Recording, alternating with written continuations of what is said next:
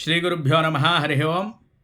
మనం ఈరోజు చెప్పుకున్నటువంటి అంశం ఏమిటి అంటే అండి, చాలామంది దీర్ఘకాలికంగా బాధపడుతున్నటువంటి వ్యాధుల వల్ల ఇబ్బంది పడుతున్న వాళ్ళకి కూడా మరి త్వరితంగా ఉపశమనం ఎలా లభిస్తుంది, మరి ఆ వ్యాధుల నుంచి త్వరగా బయటపడడానికి మనం ఏమి చేయాలి అంటే అండి, దీనికి మనకి శాస్త్రం అద్భుతమైనటువంటి మంత్రాలు చెప్పింది. ఆరోగ్యానికి సంబంధించినటువంటిది.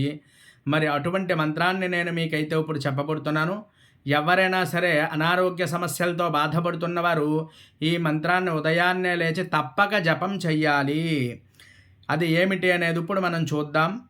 రామభద్ర మహేశ్వాస రఘువీర నృపోత్తమ భో దశస్యాంతకాస్మాకం రక్షాందేహి శ్రియంచతే. ఈ మంత్రాన్ని నేను మనకి డిస్క్రిప్షన్లో అయితే ఇస్తాను. అందరూ కూడా చూసి తప్పకుండా దీన్ని మనం జపం చెయ్యాలి. ఏదో ఒకసారి 2 సార్లు చేసేసామంటే కుదరదు.